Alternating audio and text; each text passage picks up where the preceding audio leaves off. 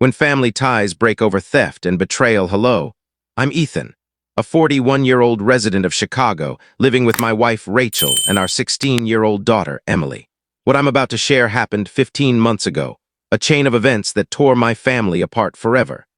This story revolves around my sister's actions, stealing $13,200 from my daughter and physically striking her, and how my parents' defense of her led to a courtroom battle that ended our family ties. You'll see how a sum of money, though significant, was enough to unravel decades of familial bonds. To set the stage, I need to explain the incident that sparked this rift. It all began one ordinary evening after dinner. Rachel and I were in the living room, chatting about weekend plans, when Emily came rushing downstairs, her face pale and her eyes wide with panic. "Dad, my safe is gone," she said, her voice trembling. "All my savings, $13,200, it's disappeared." Rachel and I were stunned. Emily had been saving for years, and the small safe, a gift I gave her 6 years ago to encourage her financial responsibility, was where she kept her money. It was a compact 13x9x9-inch box, perfect for her savings. Rachel asked, "Are you sure? Maybe you misplaced it somewhere in your room?" Emily shook her head, tears streaming down her face. "I've looked everywhere, Mom. It's gone." We immediately went to Emily's room, which was in disarray from her frantic search. I checked under the bed, Rachel rummaged through the closet, and Emily sifted through drawers and shelves. After 25 minutes, we found nothing. Emily sat on her bed, sobbing. "It was in my desk drawer last night, I'm sure of it," she said. There were no signs of a break-in, no forced windows, no missing electronics like her laptop or iPad. Everything else was untouched. I tried to reassure her, saying, "Maybe you misplaced it, we'll look again tomorrow." But a gnawing suspicion began to grow. Why would a thief take only the safe and leave everything else? How could they enter without a trace? Then Emily spoke up, her voice hesitant but firm. "Dad, Mom, Aunt Brittany was here this morning." My heart sank at the mention of my sister's name. I asked, "Are you saying you think Brittany took it?" Emily nodded, her eyes filled with worry. I shook my head, unwilling to believe it. "Brittany's family, she wouldn't do that," I said. But Emily continued, "2 weeks ago, when Aunt Brittany came for dinner, she saw the safe in my room. She seemed really curious and asked how much I'd saved." Rachel, looking skeptical, said, "Ethan, we need to consider every possibility." She turned to Emily. "Was Brittany here this morning?" Emily nodded. "Yes, I let her in and went to the kitchen for breakfast. When I came back, she was gone." My mind reeled. I wanted to defend my sister, saying, "There's got to be a mistake. Brittany wouldn't do this." But Rachel, ever practical, placed a hand on my shoulder and said, "Ethan, we have security cameras. Let's check the footage." The idea of suspecting my own sister made me uneasy, but Rachel's mention of an incident 4 days earlier forced me to reconsider. 4 days ago, my parents had summoned us to their house for an urgent announcement. The atmosphere was tense from the moment we arrived. Brittany sat there with a sly smile, one I recognized from past experiences, a signal she was about to make an outrageous demand.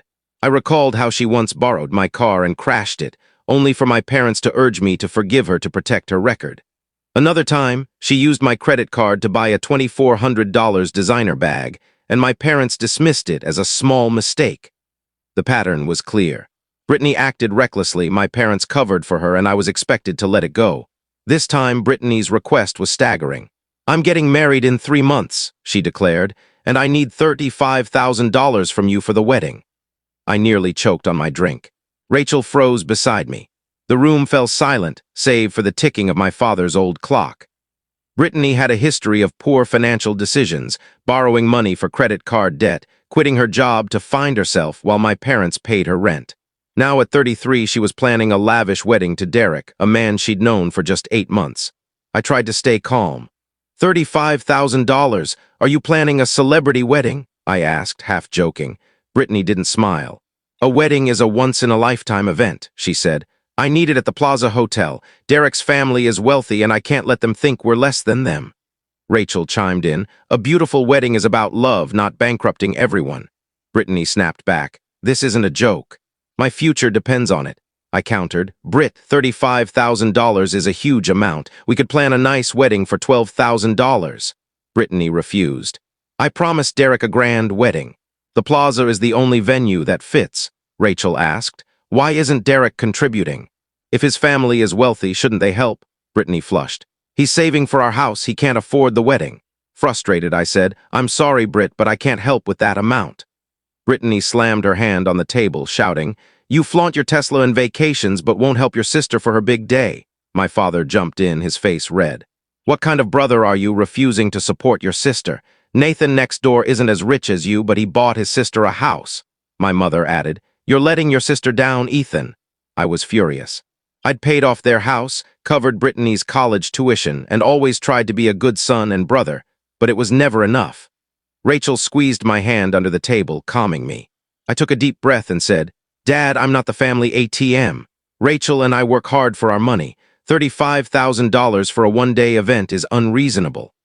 After a private discussion with Rachel, we offered $6,000 as a wedding gift. Brittany scoffed, "I don't need your pity money, I'll handle it myself." She stormed out, slamming the door. My parents left the room without a word, leaving us in a heavy silence. On the drive home, I knew Brittany wouldn't let this go. She always retaliated when she didn't get her way. Back to the missing safe. Rachel's suggestion to check the cameras lingered in my mind. Reluctantly, I agreed. We gathered around my phone, my heart pounding as I opened the security app and rewound to that morning's footage. At 8:10 a.m., Brittany arrived, empty-handed, and entered after Emily opened the door. 16 minutes later, at 8:26 a.m., she left, carrying a small pink bag, large enough to hold Emily's safe. Rachel gasped and Emily burst into tears. I felt a crushing weight on my chest. Despite the evidence, I struggled to accept that my sister could do this. For years, I dismissed similar incidents, missing birthday money, Rachel's lost watch, because my parents insisted Brittany was innocent. But this time, the proof was undeniable. I turned off the video and said, "We need to confront Brittany." Rachel asked, "What if she denies it?" I replied, "She can't argue with the footage." Looking at Emily's tear-streaked face, I promised, "I'll get your money back." I called Brittany, who answered cheerfully. "Hey, Ethan, what's up?" Keeping my voice steady, I said, "We're coming to talk about the wedding money. Be at Mom and Dad's in 15 minutes. The drive to my parents' house was silent, the air thick with tension. When we arrived, Brittany and my parents were in the living room. My mother sensed something was wrong. "Ethan, what's going on?" she asked. I ignored her and faced Brittany. "Why were you at my house this morning?" Brittany faltered, then said, "I just wanted to see Emily. I miss her." Emily stepped forward, her voice shaking but resolute. "Aunt Brittany, give me back my safe and my money." Brittany's face twisted with anger. "Are you accusing me of stealing?" Before Emily could finish, Brittany slapped her across the face. The sound echoed, stunning everyone. I grabbed Brittany's arm, pulling her away. "How dare you hit my daughter?" I roared. Brittany taunted, "Go ahead, hit me. You're just a coward who hits women." My hands trembled with rage. Rachel stepped in, her eyes blazing. "If you want to hit a woman, let a woman handle it," she said. Before anyone could react, Rachel slapped Brittany hard, then again, shouting, "You steal from my daughter," and hit her. She grabbed Brittany's hair, pulling her to the ground. "I'll show you real pain," Rachel hissed. My father shouted, "Rachel, stop." My mother begged, sobbing, "Please stop this." Emily stood frozen, terrified. I felt powerless, caught in a whirlwind of chaos. After what felt like an eternity, Rachel released Brittany, who scrambled away, clutching her cheek. "I'll call the police. You'll go to jail," Brittany cried. Rachel pulled out her phone, unfazed. "Go ahead. I'll call them myself and let them see who the real criminal is." My father's voice boomed. "Enough. We're a family, and this is how we solve problems, with violence and threats." The room fell silent, but the damage was done. I looked at my parents and said, "Brittany stole Emily's safe with $13,200. We have proof from the security camera." Brittany shouted, "I didn't take anything. You're framing me." My father turned on Rachel, yelling, "You hit my daughter in my house. What kind of woman are you?" Rachel shot back, "The kind who protects her child when she's attacked and robbed." My mother, holding Brittany, said, "Ethan, control your wife. She assaulted your sister." I snapped, "What about Brittany hitting my daughter?" My father's response shattered me. "If you can't discipline your kid, let your sister do it." Those words cut deep. I couldn't take it anymore. I dialed 911 and said, "I need to report a theft and assault. A family member stole $13,200 from my daughter and slapped her. We need help now." The room went quiet. My mother cried, my father stared in disbelief, and Brittany paled. I added, "The police will be here in 12 minutes. We'll all give statements." Brittany grabbed her bag and keys, trying to leave, but Rachel blocked her. "Take one step and I'll make you regret it," Rachel said. "The police are coming and running makes you look guiltier." Brittany sank onto the couch, defeated. My parents stood helplessly, unable to shield her this time. The police arrived, took statements, and reviewed the footage. At the station, the officer confronted Brittany. "The video shows you leaving with a bag that could hold the safe. Care to revise your statement?" Brittany broke down, sobbing. "I took it. I didn't know it was that much money." "I'm sorry," the officer turned to me. "Since this is a family matter, you can decide whether to press charges." I looked at Brittany, then at Emily, and said, "I've decided I want to proceed." Brittany pleaded, "Ethan, I'll pay it back." "Don't do this," my parents begged, but I stood firm. Brittany didn't just steal, she assaulted my daughter.